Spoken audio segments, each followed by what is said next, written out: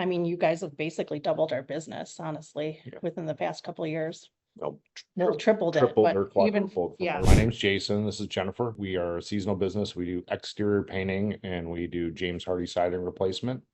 And that is pretty much it. And about 3 months off in the winter, kind of retooling for the next season coming up. Yeah, I mean, I'm excited to dive into like your guys' business model because, like we previously spoke about, it's a little bit different to what a lot of people do, but you guys are making it extremely effective and efficient, not just from a business standpoint, but clearly from like a lifestyle standpoint as well. So I think there's a lot we can dive into there as well. How long have you been running the business? Well, we've been running it since 2018.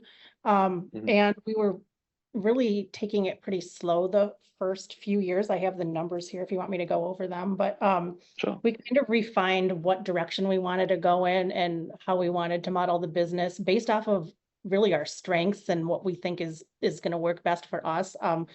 I think within the last couple of years is when we kind of narrowed down what we wanted to do and how we wanted it to work. We started off with the basic business plan that most people seem to be following. We do use subcontractors. That does work out well for us because we're seasonal. Our contractors usually go, a lot of them are from like Mexico or Costa Rica, so they'll go home during the winter and then they'll come back. So we like the subcontractor model because we don't have to worry about keeping guys busy all year. We're super busy during the summer and spring, and the rest we don't have to worry about it. And we kind of planned to do the normal business model, which is to subcontract work, and then that we would grow and we would hire a salesperson, a project manager, and those positions out. And as the business has grown and we've seen Jason is excellent at sales, and he enjoys it. So he's really taken the sales role over and he wants to do that.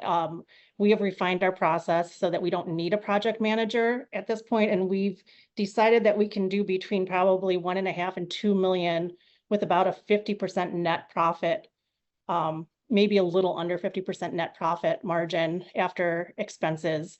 And that will give us a lot of money and keep the business pretty refined so we can manage it and not be crazy busy. And that is really what works for us. Okay, so to recap where you guys are at in the business model is you said it was around 1.2 to, what is it, 1.2 to 1.5? Well, we're going to be around 1.5 this year, maybe a little more, but we think we can get up to around 2 because of the siding. And that will give us about $1 million in net profit, which is good for us. And we're good with that. We do take, half of the year off. I want to tell you where we started though, because it's kind of crazy. Let's hear it. Yeah. Okay. So 2018, our first year, again, we didn't know what we were doing. Neither of us had painting experience. And of course we still don't paint. I have a business degree from Michigan State, and Jason has a sales background. So we kind of took those two things and used it to start the business, but we just figured we'd grow slowly. We started off in 2018. We honestly thought at first we were going to do like cabinets and interior painting, and we refined that to exterior painting. But the first year we only did about $200,000 in business. Yeah. So that was, we went out, we decided to do this, probably even late in the season. Like I think we started in April, which at this point we start selling in mid-February. We went out, we got a business account, we put some money in it to open it with the bank, and then we got some flyers printed and a CRM, and we had a website worked on, and then I did what I have a background in, which since I was out of high school, on and off again, I would go door to door with I started off with home improvement companies and a couple of years with a cable company. So we took the flyers and we went door to door and knocked on doors, and that's how I generated the leads. That's how we got all of our business. Had no Google page, we had no free Facebook posting at that point in time. So all that business was basically generated from knocking on someone's door and then selling them a paint job and putting a sign in the yard, and went from there. $0 in marketing at all for the first probably 1, 2, 3, 4 years.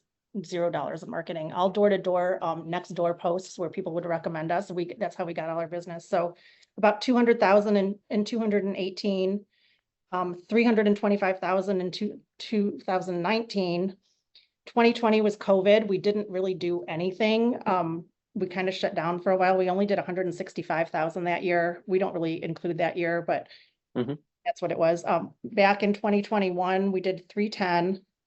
And then 2022 is when we started using Facebook advertising. So we went from 310 in 2021 to 720,000 in 2022, but we didn't use Tridas, and we saw the potential, but we didn't love the results. So we hired Tridas in 2023. We went from 720 to 1.3 million in 2023. And then of course, 2024, it is August, and we are at, well, we've sold 1.33 million so far, but we had some production that ran over from last year that we're at 1.45 right now, and we're still selling. So we think we're gonna go a little over 1.5 for this year. And I mean, you guys have basically doubled our business, honestly, within the past couple of years. Well, Tripled it, tripled but or even, quadrupled from yeah, where we were at yeah. with nothing. But I mean, we were not spending anything on marketing. It was all like she said, just door to door and free posting. And when we started 3 years ago, when we started doing paid Facebook, we are also hit free Facebook hard. We started actually working on our Google page, so there was kind of a few different things going on there to really boost us up from where we were at. But that obviously the Facebook advertising and what you guys are doing with Facebook and Google is pretty impactful. So Yeah, I mean, you guys have certainly had some like exponential growth over the past few years. You see a lot of guys that have been in the industry for twice as long as you guys and are still trying to crack the million mark. So like, you know, I don't think Tridas takes all the credit by any means. You guys are obviously doing what you need to on your end, 100%. Like going from that boots on the ground approach, you already have that hustle and sales mentality. And when you basically plug that in with like more consistent, higher volume lead flow, it naturally it works out pretty well because you've got the sales experience. right. So you're on track to do a little bit over 1.5 million this year. And just to reiterate, you guys focus on just exterior painting and some hardy siding as well. So the hardy siding is a bigger dollar project. It's not normal for painting companies to get into that. Our average sale right now is about $14,000 because of the hardy siding, and we actually have a very large condo contract which we got from a Tridas lead. That's a $350,000 contract for this year that kind of skews that number a decent bit. So if we pull that out, our average sale with hardy and exterior painting is about $10,000. So okay, so you got a pretty good average project size then. And you guys said you take what, like 6 months off in the year? Do you have like a 6 month vacation, or how long do you typically take off? Probably about 3.5. But the middle of October we're pretty much done.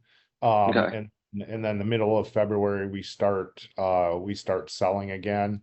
Honestly, February and March are pretty light because I'm not producing, I'm only selling. So, maybe 20 hours a week. And then the same thing, like from the middle of July to the end of the year, it's the opposite. The sales end kind of disappears in the middle of July to where slows down a lot. Yeah. I mean, I was running, 10, 11 appointments a week, and then it goes down to 3 or 4. But we're producing at that point in time. So there's only like 3 months where I'm like even working 40 hours a week. So that's one of the unique things of how we refine the business is that, 2021, we did 310,000, but I worked, super hard, like probably 2 or 3 times as many hours as I put in to do 1.5 million. So again, that big condo complex, that's pretty easy. We just throw a crew there and check in every week or so. So that's kind of stuff like that is nice, but and that stuff comes and goes as well. But we're pretty pretty good at refining what we do and trying to optimize our time with the leads and the sales calls and making sure that the production doesn't take up a ton of time. Got it. So you've got efficient average project size, pretty much solely work outdoors. You have a few months which are like completely off, then a few months that are kind of like part-time, hit or miss, kind of a little bit more laid back.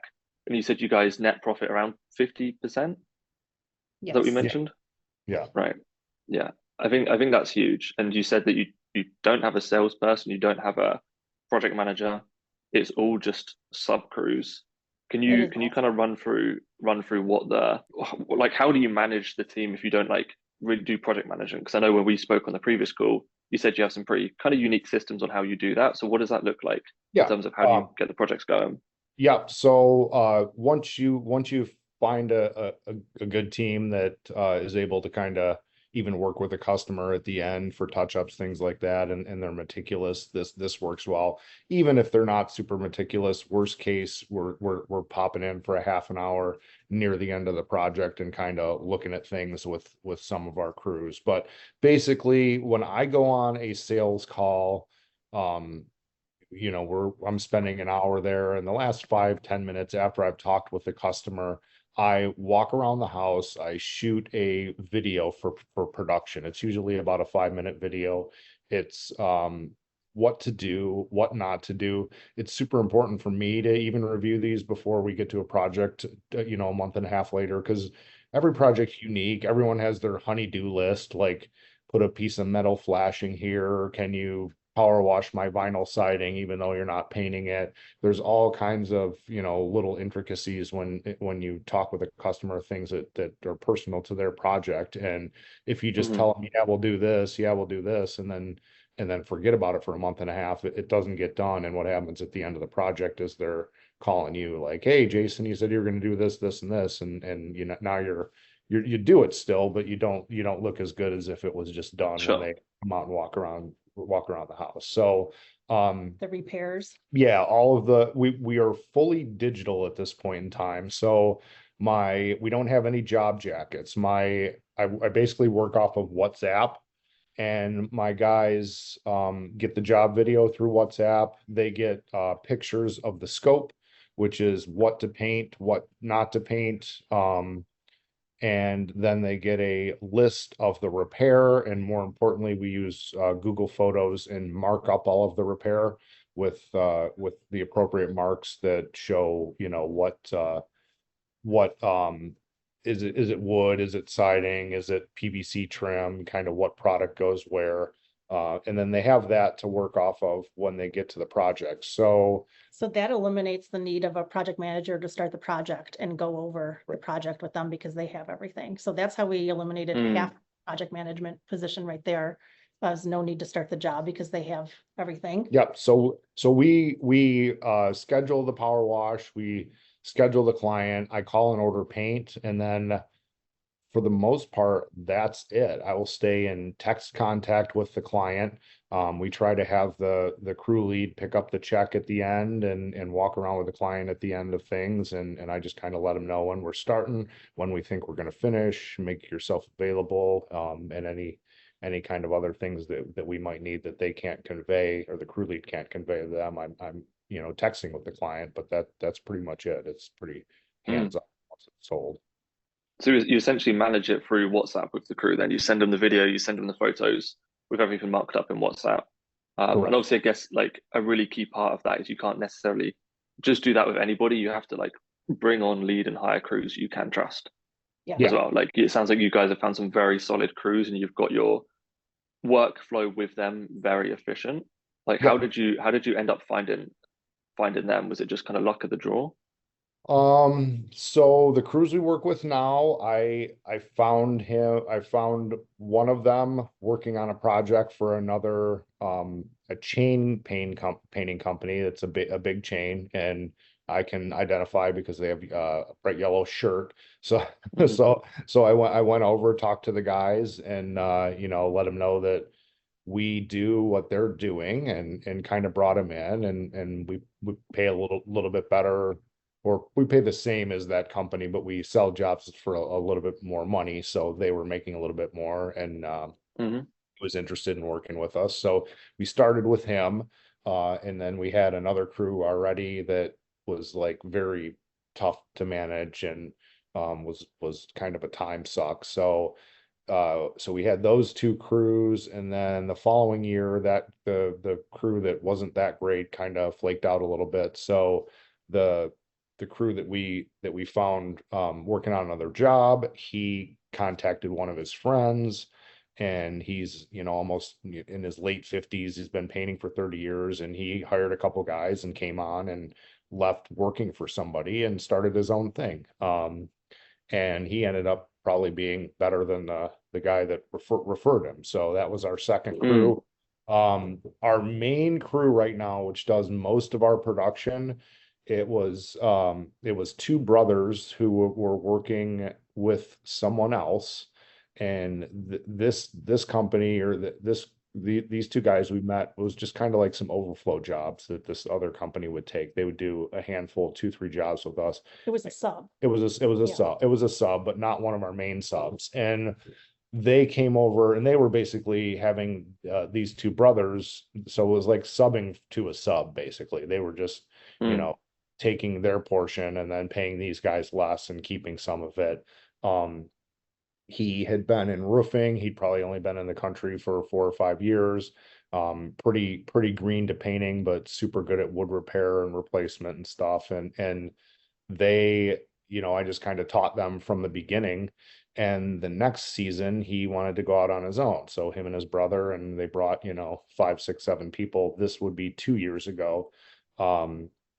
They started working with us solely. And at this point in time, because I've kind of taught them from the beginning, and he's just really good at everything that we put in front of him, they are by far the best crew. He's super meticulous, so we don't even need to show up at the end. He kind of closes everything out with the clients, and you know, it's a 7 or 8 man group. So they usually, you know, they can produce a $7,500 paint job typically in a day.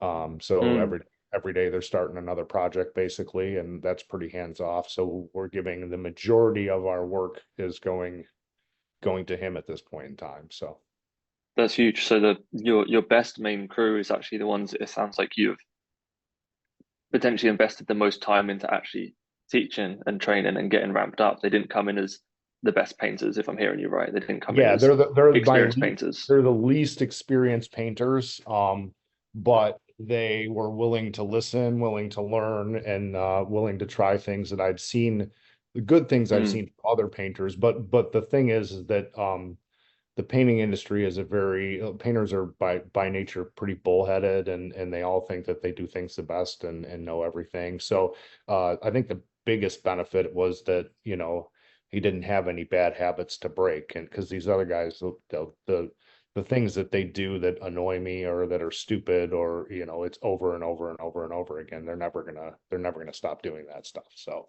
Got it. So you invested a good amount of time into training your team up to making sure they're basically the sort of team you want them to be, rather than just expecting them to automatically be in that place you want them to be at. Let's loop back to your growth for a minute then. So you guys said that this year you're on track to do like 1.5-ish. Do you know how much you did directly through Tridas so far this year? Yeah, I have it all here. So, okay, so 2023, our total sales were 1.3 million. And with Tridas, we did, I'm rounding, but $469,000. And that was 2023. So this year, so far, as I said, we're about 1.45 if you include the money or the projects we had coming into the year. So far this year with Tridas, we're at 679,000. That includes 335,000. That's that exterior condo project. That's kind of skews the number a little bit. And then 85 of the 679,000 is siding jobs. 85,000. Okay.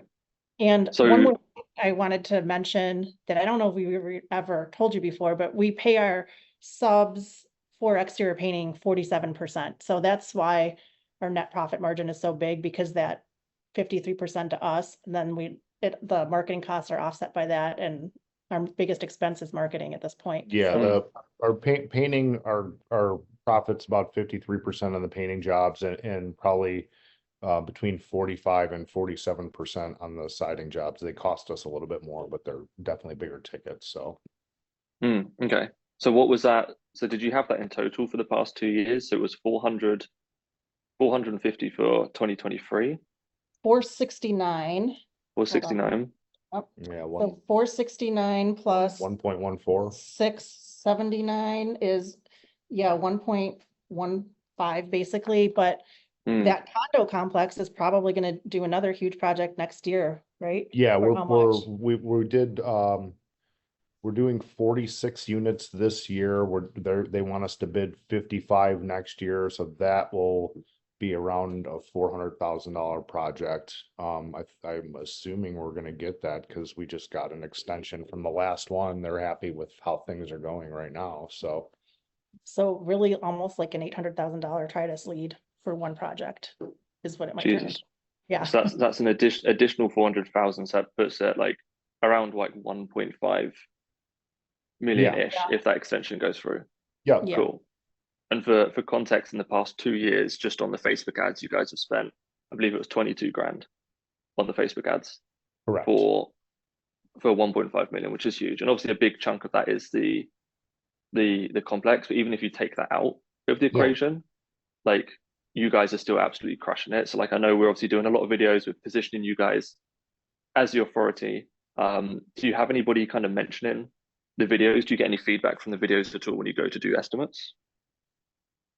Yes, so I've got recognized at a few restaurants, and I do get a lot of people that maybe it's subliminal, like they don't know they know me, but they're like, "Oh, you look familiar. You look familiar from something. Do I know you?" And I'm like, "No, I don't know you, but I kind of have an idea why they know me because 200,000 people have seen my face at this point in time." So, Right. but what we find is that the there's just a lot of value built with the videos where a lot of clients just almost trust us beforehand. We signed a siding job last week, $46,000 project, and I don't think, no, this was actually a $38,000 siding project, but he got one other estimate for a different type of siding.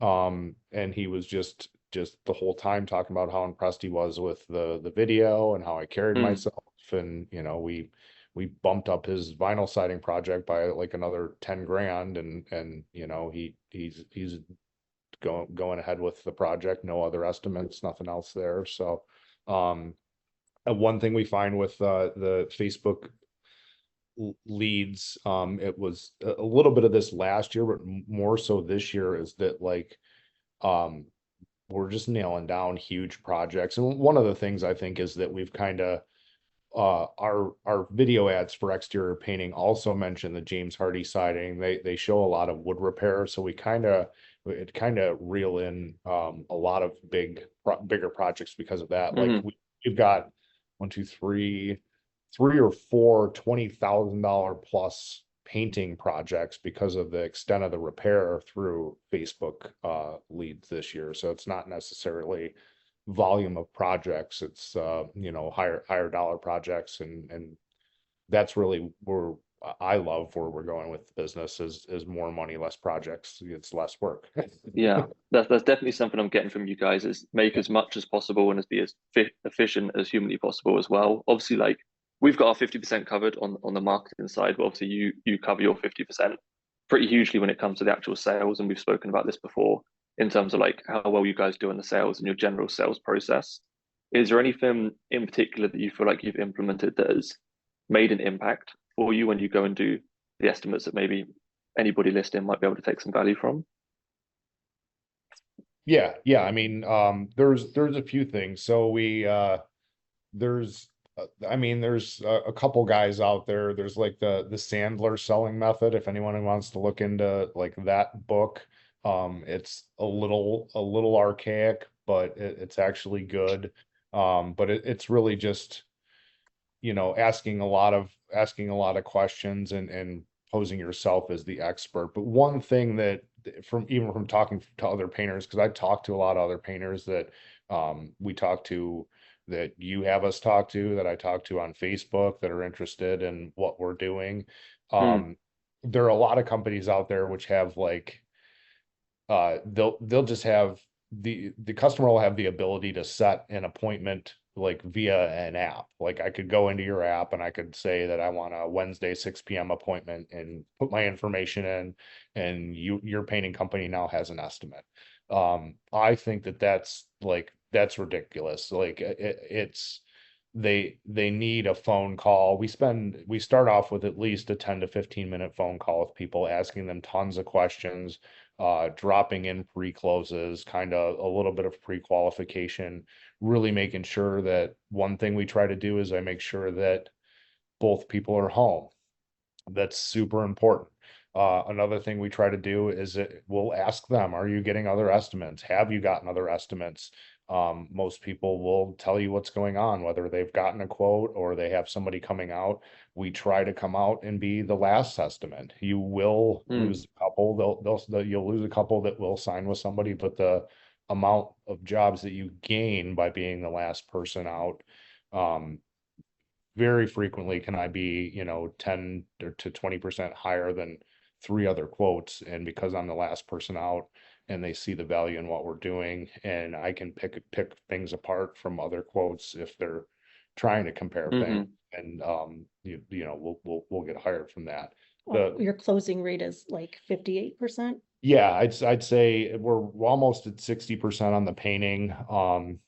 The siding is a lot. It's a lot of times when we get done with the siding estimates, people didn't realize that they were getting into a $50,000 project. So those are probably, right Sure. around the 30% range. That's definitely a lower close, just because people aren't really ready for that type of stuff. But asking for the sale while you're there and presenting a price while you're there, if at all possible, that is probably one of the biggest things, because we tracked our sales rate, and the first 4 years I was super consistent at like 45%. And Close rate. that was my closing rate. I was closing at 45% every year within 1% of that. So I would try to tweak things, nothing would really change. And then 2022, when we started paying for marketing, is when we started presenting on the spot. We started spending way more time with the initial phone call, started spending a lot more time with the customer. I mean, I'm there for at minimum an hour. Sometimes if we're going through things, we're having a good conversation and I'm collecting a check, I might be there for a couple hours before I leave. But implementing the things that we read about is through the sales method, and just kind of changing the approach of how we work through the sale, closing on the spot and spending time with the initial phone call. And 3 straight years I've been in the upper 50%. So it's pretty consistent. That's huge. Definitely a few things I wanna touch on there. I mean, first of all, it's crazy how many people think that an estimate should take 15 minutes and you should be in and out. Like, it goes to show that the more time you spend with someone, probably the more likely they are to trust you and actually move forwards with you as well. You said about the initial phone call, right? Like, absolutely, you have to talk to the customer. Don't just show up and they've never spoken to you. You said on that call, you try to get both of the homeowners there. Is that as simple as just asking for it, or is there any sort of like way you go about that? There is. It's not as simple as asking, because when we first started doing this, you can rub people the wrong way pretty quick doing this. Yeah. So it's really kind of at the end of the conversation, and I like to say, I'd like to meet with you or anybody else that would have any input on this project. That's the one thing To that answer questions. yeah, And questions, I think you usually say. yeah, and they'll say, well, no, they don't care. I'm like, well, I'll retort and be like, well, they're gonna care. They care about the price, right? And they're like, well, yeah. I'm like, well, I really just want to do this to make sure that everyone's expectations are aligned. So what you're expecting out of the project, you and anybody else that would be paying for the project, is what we're discussing and what we deliver. We just don't want our chains crossed. So that typically works. Otherwise, if you come off, I need you and your spouse there, it comes off as very salesy and can rub people the wrong way. And we tried that at the beginning, and I had probably almost a half a dozen people be like, oh, I'll get back with you with the time that would be good for that. And then they'll go. You never hear from them. Yeah. Yeah. Okay, that makes sense. And you said you do a little bit of like pre-closing on that call. What did you mean by that? Anything in particular? Yeah, so for sure. So after I've come out, I will walk around with you. We'll present some solutions to try to help out with your problems. I will go over everything with you, and I'll be able to put together a price while I'm there. We find people find a lot of value in that, so that they kind of know where they're at. At that point in time, we'll go over everything. If what we discuss is what you expected and you feel like we're a good fit, we can talk about getting you in the schedule.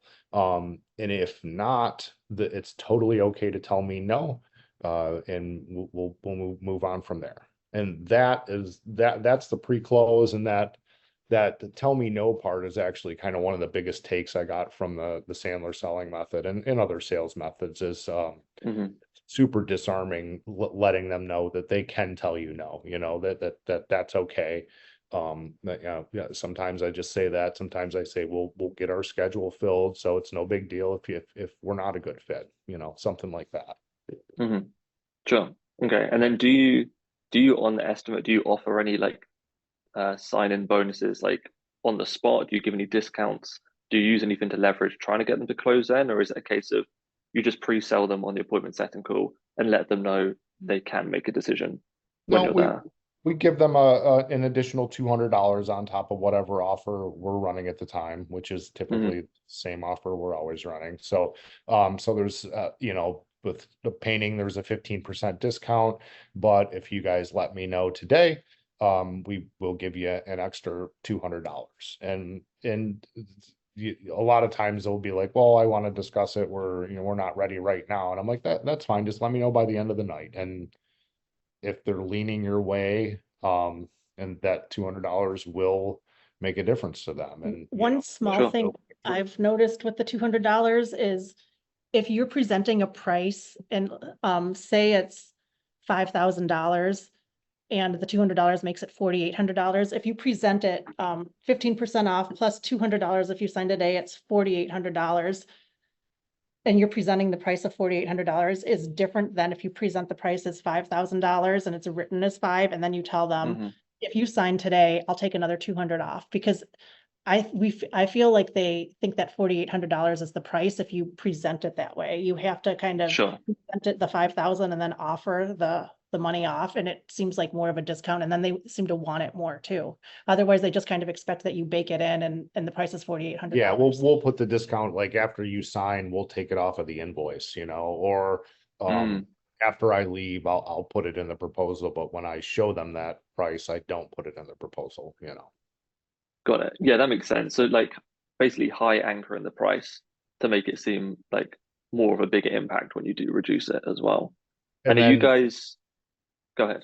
That $200, if they tell you that, they have an estimate coming tomorrow and there's no way they can make that decision today, I can leverage that $200 to, this is important, is to schedule, like in a calendar, schedule a follow-up call with them. And let's get on a phone call after you've talked with whoever else you need to talk to. We'll do it in a couple days. If for some reason we're not right after that, that's fine. But if we are, I can probably give you an opportunity to honor that savings. So we'll kind of keep that in play just so that they don't lose that completely, because it's the $200 is ancillary to the cost of the project. It's winning it. Sure, that makes sense. And you guys do you do like free color consultations and renderings for people as well. Is that something you still do? Yes, Yeah. But I do that. And that's another thing that we've completely refined. So when we first started in 2018, and I'd never done color consulting before, so we were going to the people's house, we would schedule a color consult. I would actually go get paint samples. I would put them on the house. That quickly turned into a nightmare, because half the time they would be like, oh, I don't know, I want something else. So I'd be running back to the paint store, coming back with more samples. Before you know it, they have 8 samples on their house, then they can't choose because they have 8 samples. So we've completely refined this process. I've done it so much now that I've quickly realized that we can do it virtually almost all the time. Every once in a while, there's a specific, special project, but I have a document that I made that pretty much educates them on how to pick colors. So what to look for, like look at your fixed elements, how to test the colors, like don't just paint a little swatch on your house. And basically it walks them through the process. So I will send them, I'll teach them what to look for when picking colors, so they can use this in the future as well when they're trying to pick colors. And then I'll talk to them on the phone and I'll get a feel for what they want, because some people want like something dark, some people want something light, some people want gray. I'll talk them through what they want. I'll have a picture of the house that Jason took when he went on the estimate, so I'll be referencing that.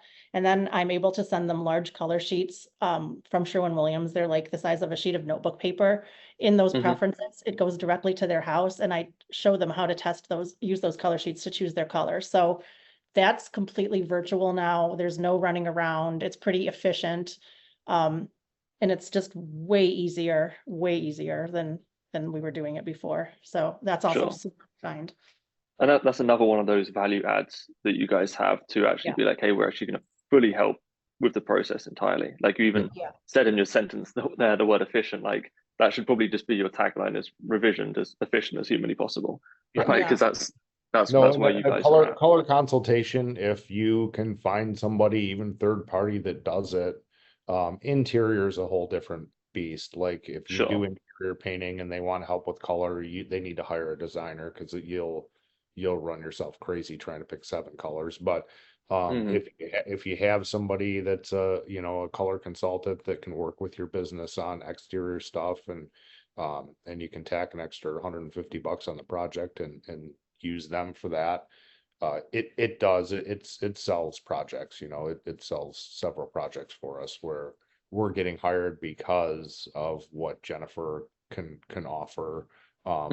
Price isn't really the objective there. It's, they're hiring us even for $1,000 more. They'll hire us just because they don't know what the heck they're doing. So, and we do pay someone Fiverr to do renderings, but I don't know Photoshop, so she just Photoshops it. But we do have to tell customers that the renderings are really not good for picking specific colors. They're good for general ideas like color placement, or a general idea like what will my windows look like black, but they're not good for like a specific color. They just don't translate well. So the renderings have their place, but they're not really used as often as people might think, oh, I want a rendering of my house in this color. It really doesn't work well for that. So yeah, if you want to see what a color is going to look like, go get the sample and paint it on. Actually put it on. Yeah, because that makes sense. Ripping it off of Google and plopping it into Photoshop isn't going to give you, we've had people that say that they don't want this color anymore because of, the rendering. So we're like, well, you should look at it on your house. Yeah, it doesn't look like that. This isn't what it's going to look like, Yeah, and I mean, here's the thing: it's very difficult to position yourself differently as a painting company, because like painting company is a painting company. You paint on a house, right? So doing these like small additional things you're doing, even though they seem small, they actually make a massive difference in the value add, because there's only a certain amount of things you can do in the first place to position yourself differently in the first place. So like doing the appointment setting call, building that relationship ahead of time, like you said, having video marketing so people already know you ahead of time, doing the free color consultations. All these small things add these little 1% that help you kind of stack the wins in your favor throughout the whole process. Yeah, and marketing ourselves as local is huge too. People really like to hire locally. So, I mean, even if it's not our actual city, if it's a city, 20 minutes away, that's still, they see it as they like the small business local feel. So that's that local, friendly, family owned and operated painting company. Yeah, 100%. I mean, and as you grow as a painting company year after year, like just doing good work and being almost 5-ish stars, that the word of mouth thing and job signs, like there's a lot to be said with that. It's as far as building the business too, because those like word of mouth or referrals or even job sign estimates they close so high, 70-80% of the time. That's I that's actually a have a done huge deal, one so. that actually goes for Tridas too. A huge one for us that people love is that they're dealing with Jason, that they're not dealing with a company where you get thrown off to somebody else. Like Jason's like the face of the company. I'm like in the Mhm. background. I'll be like the color consultant person, but Jason's like the face. Sure. And they love that because they feel like they are probably getting better customer service. But I think that's true for Tridas too. Like we get to deal with you.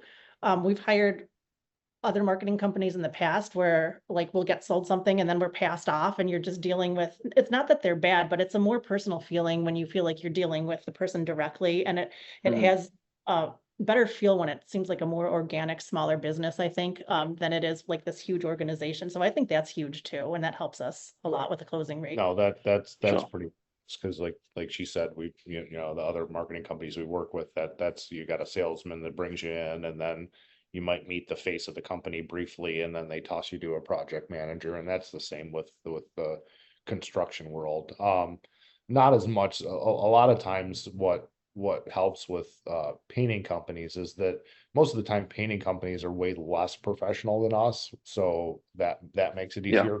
A lot of times painting companies are started by guys that started off painting, so they're good at painting, but are they good at running a painting company? Usually not. You know, but Yeah. as we get into the siding thing, and we quote these siding jobs, everybody that's you know, they're pretty much all about the same price for the legitimate companies. So the only thing that I try to bring above and beyond is just more personal service, to where it's not a salesman and then a production manager, and then you're passed off to the office staff to get them your deposit and stuff like that. So I kind of, um, even though it's Mhm. not a ton of work throughout the process, I'm their point of contact, you know. Yeah, and I mean, here's the thing. Even what you mentioned there is like a lot of painting companies aren't really that professional, so it's not hard for you guys to position yourself differently. I think for you guys in hindsight, because you've got all this stuff going on and you've got your processes, you've got your efficiency, you've got your color consultations, you've got your appointment setting calls, because it's already in place, it probably seems like second nature. But all of these small things are like small little 1% that aren't that difficult to add in, but a lot of people aren't doing. Right. Yeah. So like even though it seems like the back of your hand, you guys are doing a lot of stuff that other companies aren't doing. And it's not like they're game-changingly difficult to implement. It's just you have to think about it and actually go and do it in the Yeah. first place. Yeah. And like I that's feel what's the like we difference have, between a painting company and a professional painting company, Right. like you mentioned. we just try to make things as simple as possible and not overcomplicate it. And I mean, it works.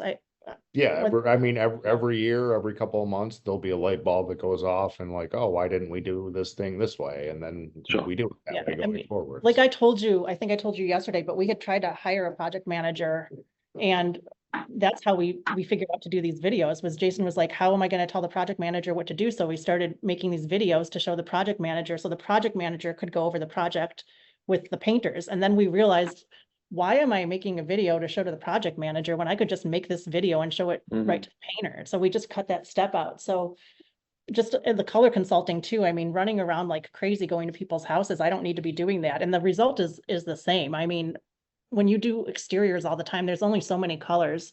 I mean, there are a million colors, but there are color groups and main colors that people are going to stick to. So Yeah, I've done it enough to know what colors will work and what to, how to educate Mhm. them. Just a lot of the things, keep it simple and keep it small, we went over with you yesterday that a really hard part for a lot of business owners, and I think it would be hard for us too, is hiring people, because luckily we have a business that plays on our strengths, so we don't have to hire a lot of these positions, but this is why it works for us. It plays on our Mhm. strengths. And we don't have to rely on a salesperson that sucks or a project manager that's going to quit. Or if you have a really good project manager, what we hear a lot is that project manager will just be like, why am I doing this for X amount of dollars per year, and just goes and starts their own company, which makes sense Mhm. because if they're running everything and they're good at it, they probably should start their own company. So, um, we feel like we have control of it and we have it reined in. And yeah, no, I mean, there's looking back from the start, running around, ordering paint, bringing paint to the crews, going and getting wood and stuff for the jobs. Like the biggest thing is refine your sales process, and as much as you can pass off to the painting crew where they can handle this stuff, have them do the running around, and really refine how good the painting crews are. Every year when we go into our season, we've got a list of people, and we'll put out flyers when it's slow, and we'll talk to people, and we'll try out new crews, and if somebody's super good and they're going to be easier to work with than my number 3 crew, might be time to move on from my number 3 crew and have somebody better. So it's that's always important to keep kind of trying to find the right people, and the right subcontractors, and make sure that you're going in the right direction. He has a whole list of people to contact for potential subs. So it's not like we're just sitting there not doing anything with, like, we haven't made. So we're constantly like talking to people and looking, but we're good right now with where we are too. Yeah, we're happy with where we are, and I think over the course of the next couple of years, we're building the siding. We're maybe even like trying to refine the painting to just 1 or 2 crews. I like the amount that I work, because we had a really good year last year, but I still worked. I worked a ton. So this year we're have an even better year, and I'm not working a ton. So I like that, and I want to kind of try to keep that autonomy. So that's kind of how we're going forward, because the other ways to get free is a lot of people that start building these painting companies as they think they need to do $5 or $6 million, and then they realize that now you have 20 employees, and that's consuming way more of your time than it was if it was just you. But if you really dial in the sales, and you have the right painters, you can get over $1 million and do it by yourself, basically, or pretty much by yourself. You don't have to. Yeah, I think you guys are running a very, very admirable business to a lot of people that probably don't even realize it. And I think, like we said before, a very sellable, exitable business as well. I guess just so to recap, you guys are on track to do 1.5 this year. You don't do exterior, interior cabinets, the whole shebang. You do outside painting, you do exterior, and you do hardy siding. You just keep the processes simple. You have a couple of solid crews. You've invested time into actually training that are sticking around with you. You focus on appointment setting calls, actually communicating with the customer is super huge. You make sure you get both homeowners in the home in a tactical way. You kind of pre-sell them on the appointment setting calls, let them know they can make a decision, but they can also say no as well. It's not forceful. Then once you actually get to the project, you give them a bit of a discount, an extra $200 off, and whatever offer you're running as well. If they do want to make a decision on the spot, and you kind of use that as leverage to potentially get a follow-up call booked on the calendar, so you never leave the estimate unknown. It's either they close, it's a hard no, or you've got a 100% time to have another conversation. So then you don't have to endlessly follow up and never know where people are in the process. That's huge. That is one of the biggest things. Like, even the sales books that I read, like, a no is better than I'll think about it always, at least. For sure. Because if somebody tells you, I'll let you know that, and then you're trying to follow up, and you're wasting some time, because you're not wasting. They're not going to let you know, and you're not going to ever get them on the phone again. So there's a lot of brain real estate that goes into having to think about all of these follow-ups. Who do I contact? Oh, Sally, should I message her now? Should I message her later? Where is she in the process?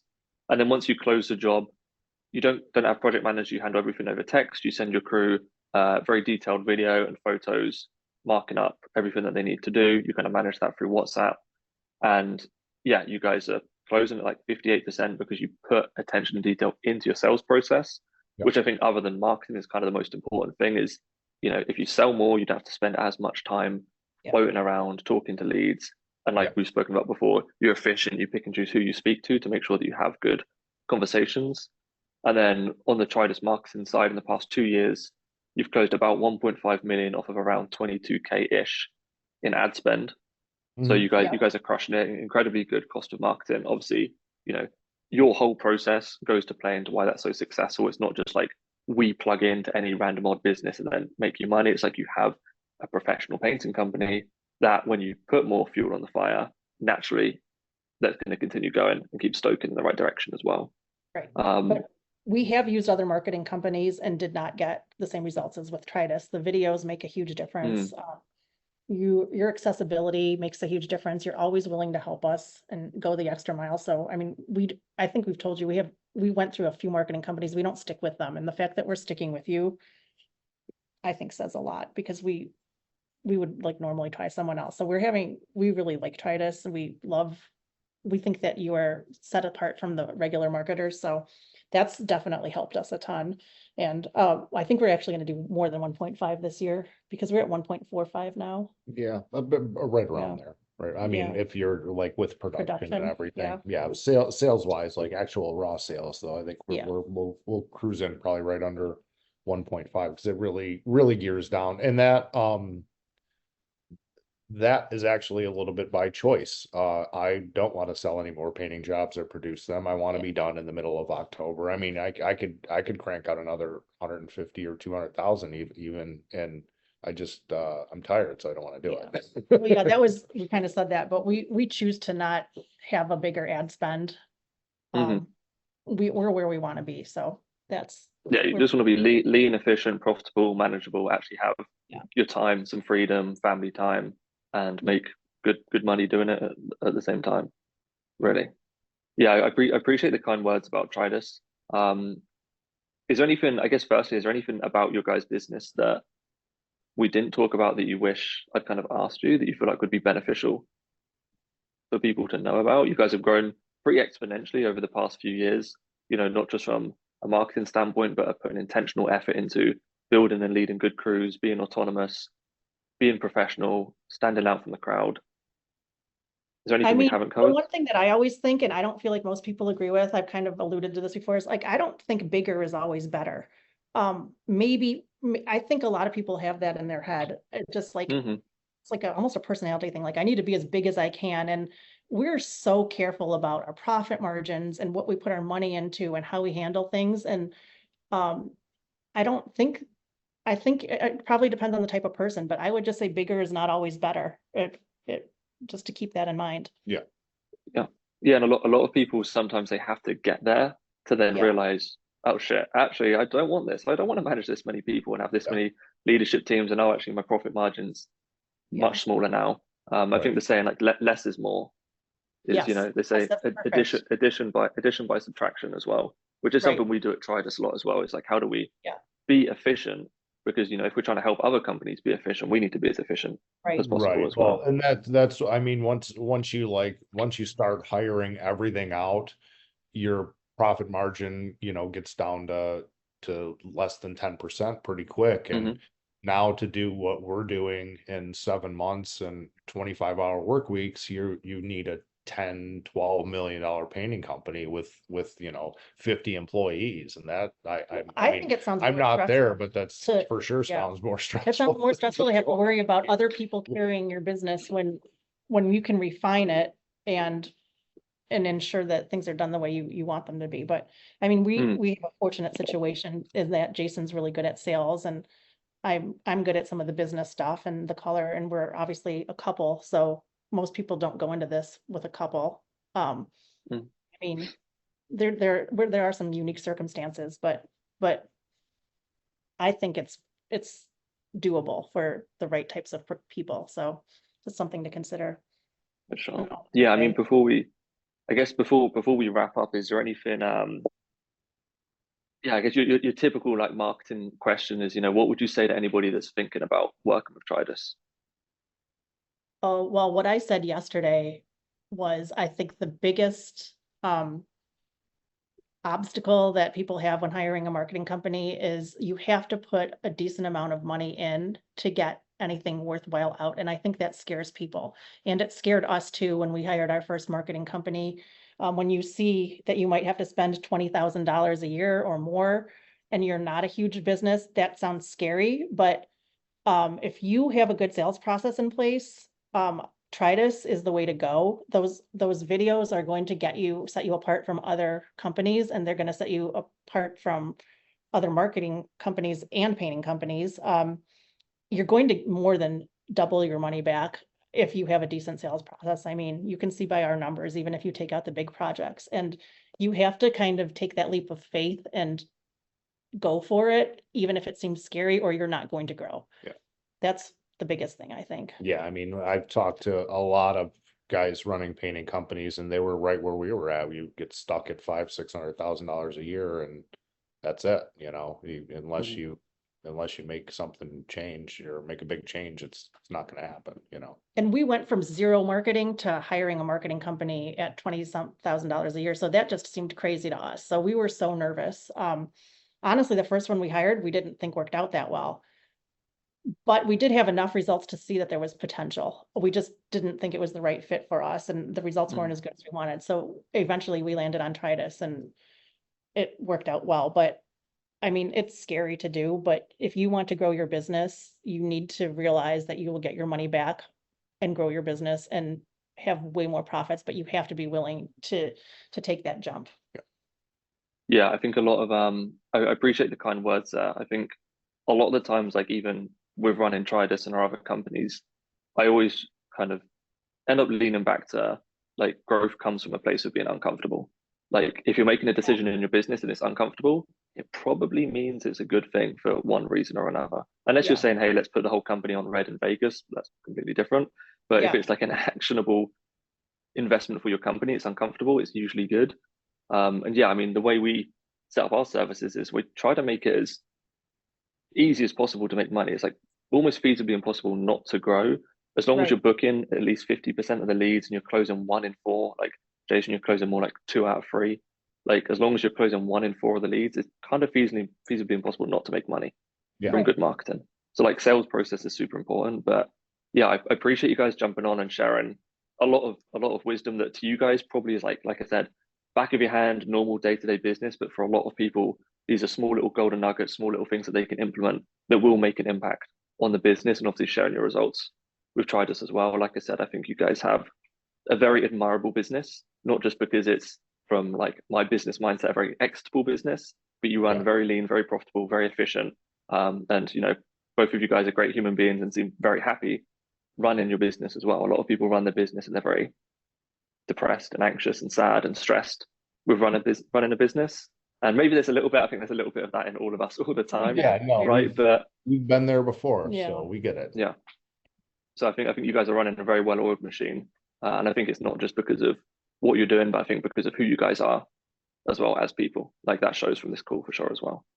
So yeah, I appreciate you jumping on, and awesome. Yeah, we're glad that we found you, and I mean, I hope we continue our relationship for a long time, because we're really glad we found you. We think we're a good fit too, so we appreciate you as well. Yeah, I appreciate that, and we're definitely due to meet at some point when I'm over in the US as well and do a little bit of a tour. So I'm sure that'll be happening sometime. For sure. Awesome. Cool. Awesome. Thanks, Thank you, guys. Appreciate it. Have a good end to your week.